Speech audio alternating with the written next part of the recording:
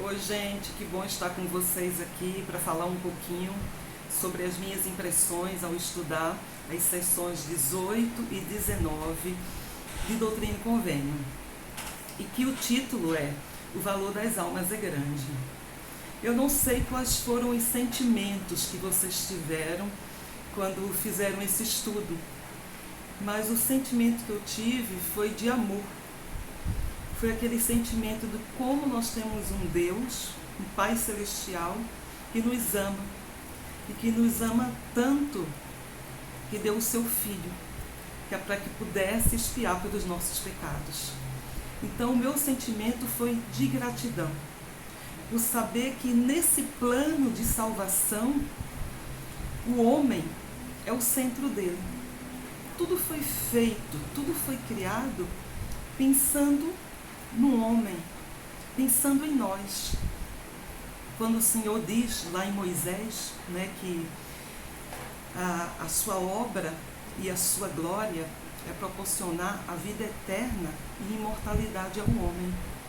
Então fica muito claro para a gente como tudo o que o nosso Pai Celestial fez e o seu Filho Jesus Cristo foi pensando no homem, foi pensando em nós, foi pensando na nossa salvação.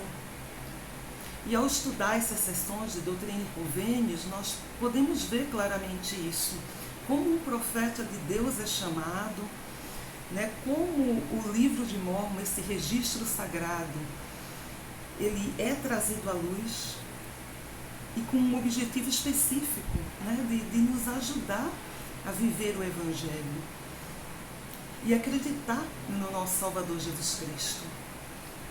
Quando nós vemos aí a Igreja de Cristo sendo restaurada na terra, quando nós vemos o sacerdócio arônico sendo restaurado através de João Batista, quando nós vemos aí o sacerdócio de Melquisedeque através de Pedro, Tiago e João, e a gente vê esses homens receberem a mesma autoridade de Deus na terra em preparação para a restauração do Evangelho, da Igreja de Cristo. E aí quando nós chegamos na sessão 18 de Doutrina e Convênios, nós vemos exatamente o Senhor chamando esses homens aí, que foram testemunhas especiais como apóstolos, chamando eles para ajudarem a edificar esse reino de Deus, essa obra maravilhosa que está para se realizar entre os homens. Então nós vemos como o Senhor vai dar incumbência deles chamarem esses discípulos ou apóstolos. O Senhor fala, inclusive, que eles tinham a mesma autoridade que o apóstolo Paulo. Então nós sabemos que quando Cristo restaurou o seu Evangelho, ele restaurou exatamente como era a sua igreja primitiva. Então quando nós vamos lá no Novo Testamento, nós encontramos que existiam os 12 apóstolos ou discípulos, como eram chamados, e que posteriormente Paulo ele foi chamado como um desses apóstolos. E agora o Senhor está dizendo que esses homens da restauração do Evangelho têm a incumbência aí de procurar aqueles que seriam chamados como apóstolos do Senhor. Então tudo isso foi feito porque o Senhor estava preocupado com quem? Conosco. O Senhor diz que eles estavam sendo chamados a clamar arrependimento. Então, olha as instruções que o Senhor dá.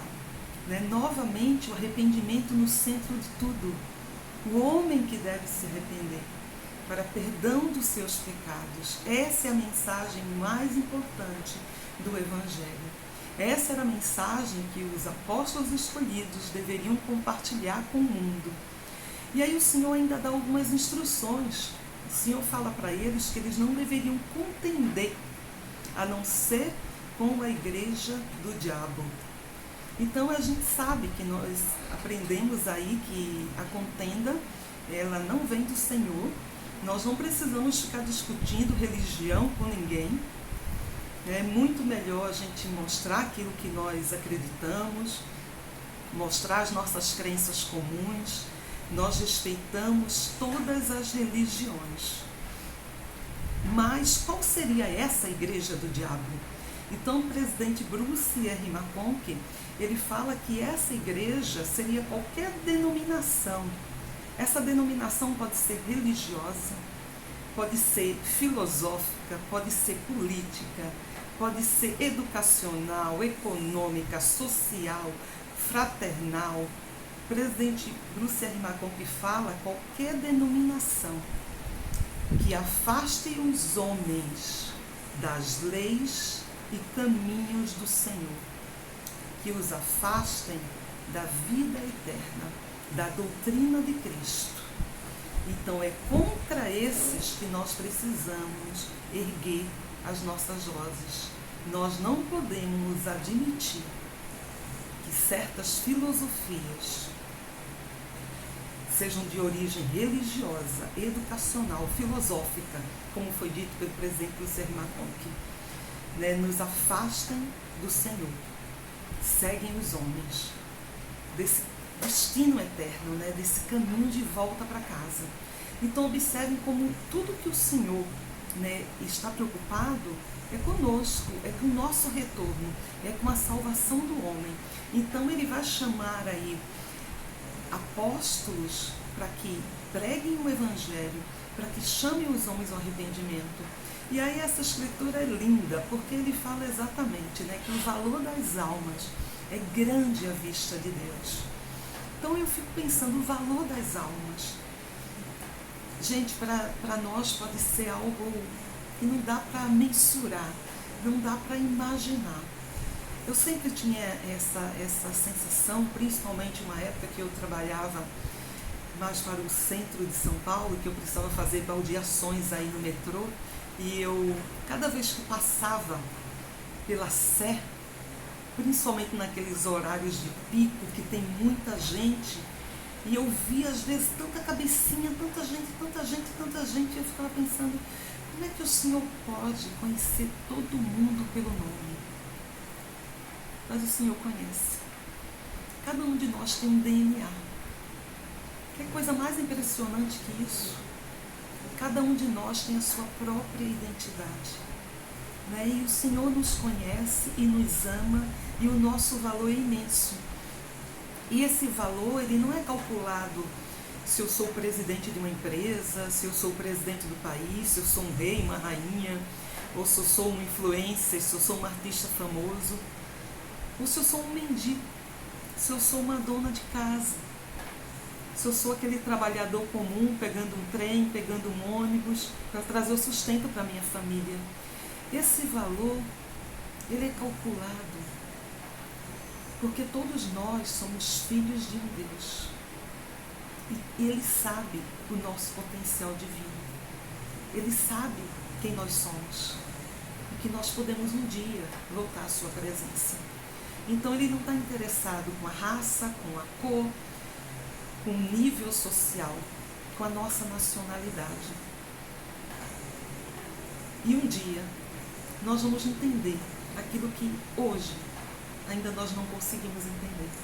Toda a grandiosidade das criações do nosso Pai Celestial e do seu Filho. Então, quando eu li a sessão 18, era aquele sentimento de amor. De amor porque o valor das almas é grande à vista de Deus. E o Senhor está dizendo que eles deveriam pregar arrependimento, e quão grande seria a alegria deles se trouxerdes ao Senhor só uma alma. Imagina se trouxesse muitas almas. Então, que nós possamos realmente pensar nisso. O único objetivo do Senhor, nesse grande plano de salvação, ao mandar o seu Filho morrer por nossos pecados, é o homem. Nós somos o centro de todo esse plano. E nós precisamos realmente ficar felizes. Porque tudo que nós passamos aqui nessa terra é para o nosso aperfeiçoamento, para que nós possamos progredir.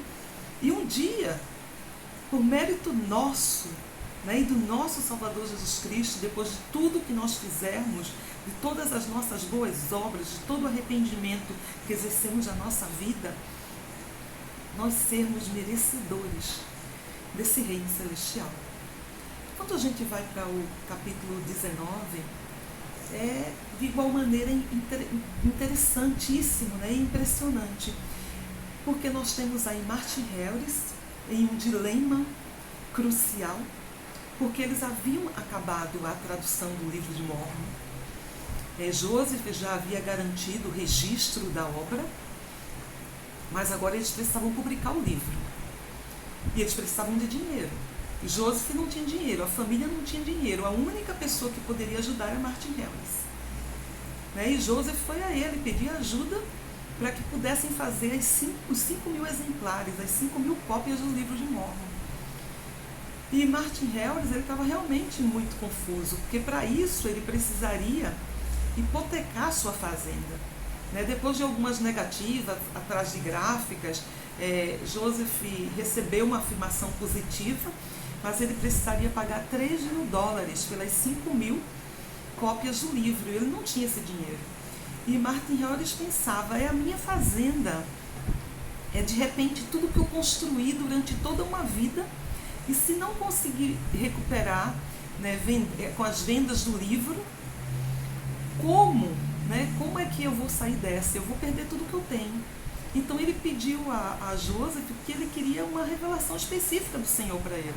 E aí nós temos uma sessão importantíssima em Doutrina e Convênios, quando o Senhor fala especificamente para Martin Harris, para essa preocupação que ele tinha. O Senhor, em outras palavras, diz assim, olha, é o Salvador aí que está falando, eu dei a minha vida, eu paguei por seus pecados, eu morri por isso. Então, ele diz assim, olha, vai lá, dá as suas propriedades, não fique segurando esses bens materiais, porque não vão te levar a lugar nenhum. Em outras palavras, ele diz isso. Assim como o Senhor previne ele de alguns pecados que estavam aí de repente no seu coração, o Senhor fala para Martin Harris para ele ter cuidado com a cobiça, com o adultério. E a gente sabe que a esposa dele, inclusive, acusou ele, nessa época, dele estar conversando demais com uma vizinha e que ele teria interesse nessa vizinha. Então, é interessante como o Senhor sabia o coração de Martin Harris. De repente, só aquilo que o Senhor já conhecia, o Senhor vai lá e diz, cuidado com o adultério. Guarda os meus mandamentos. Então, olha como é interessante que o homem ele vai ter sempre o livre-arbítrio. Ele vai sempre poder fazer as escolhas dele. E o Senhor nos conhece, Ele sabe o que está no nosso coração. Mas ainda assim o Senhor está dando chances e oportunidades. E o Senhor fala, para que ele possa depositar o dinheiro dele e ficar só com o essencial para a sobrevivência dele. Então é um exemplo muito grande aí de sacrifício, porque Martin Harris ele vai fazer exatamente isso, ele vai hipotecar a sua fazenda. E ele segue essa instrução do Senhor, o que mostrou a sua fé, a sua fidelidade em obedecer e em querer se arrepender dos seus pecados. A gráfica que assumiu o compromisso, olha que interessante, eles iam levar aí 7 meses para poder fazer essas impressões, essas cópias das páginas do livro de Mórmon. Ele precisava de 12 homens trabalhando dia e noite para em 7 meses poder entregar essas 5.000 cópias. E por que eu estou falando que isso é interessante? Porque Joseph levou 3 meses para fazer essa tradução, e agora uma gráfica dizia que precisava de 7 meses, que foi o tempo que levou para que essas impressões estivessem prontas. Mas quando a gente lê a seção 19, a gente tem realmente a compreensão de como o Senhor realmente nos ama, de como Ele nos conhece e de como tantas pessoas sacrificaram tanto para que a gente pudesse ter hoje os exemplares do livro de Mórmon que a gente tem, e tão facilmente. A gente tem o livro físico na nossa estante, a gente tem aí nos nossos celulares, na biblioteca do Evangelho, o livro digital.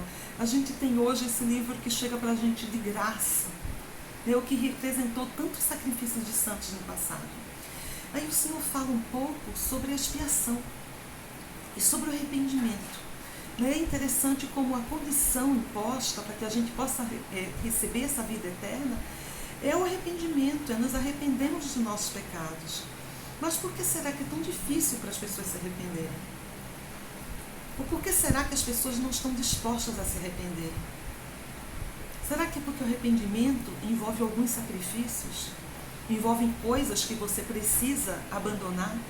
O arrependimento envolve viver uma vida mais excelente, aguardar os mandamentos de Deus.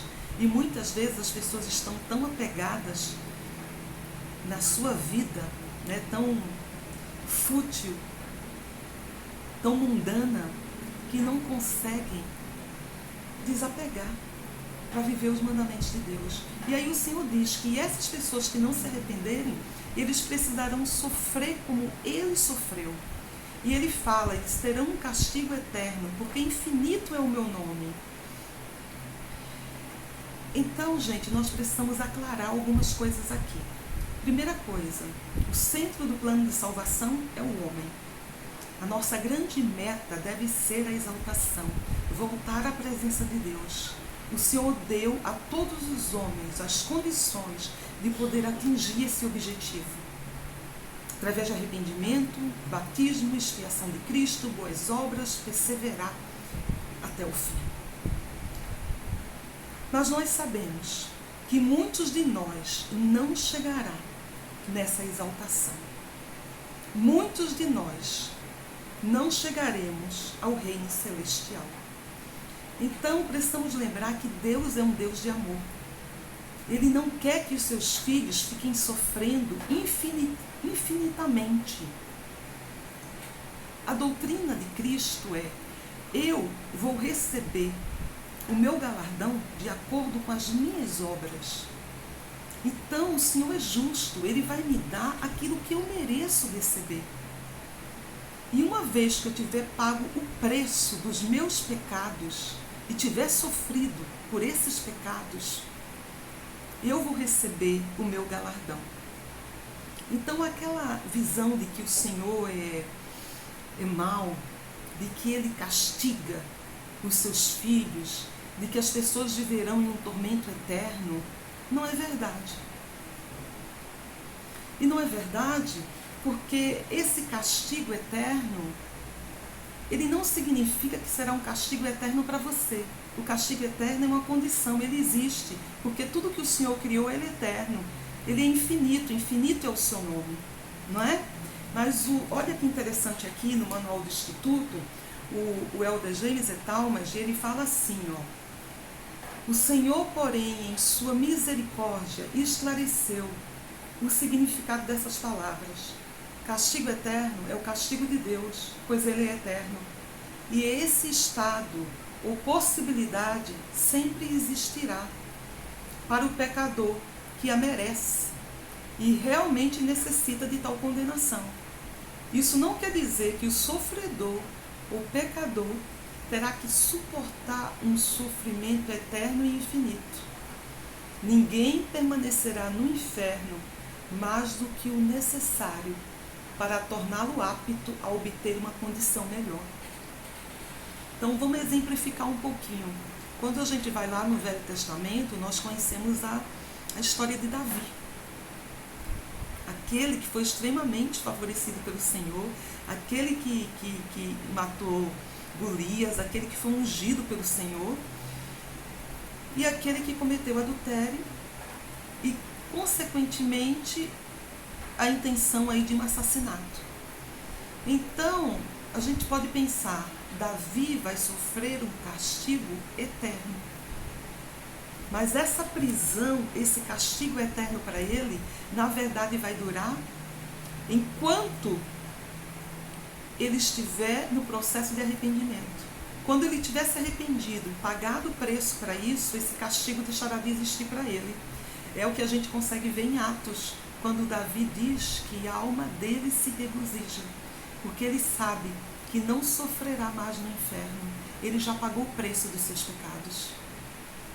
Então, por que eu estou dizendo isso? Porque o Senhor é misericordioso, é justo, Ele nos ama. O seu Filho pagou o preço. Ele pagou o preço dos nossos pecados. Ele expiou por todos os homens. A única condição é o arrependimento. Quando nós tivermos nos arrependido totalmente, aí nós receberemos a nossa recompensa, de acordo com as nossas obras. Pode ser que eu não chegue no reino celestial, mas não quer dizer que o fato de eu estar em outro reino, eu não serei feliz ou eu não terei paz, porque Deus é misericordioso e Ele me ama. Mas claro,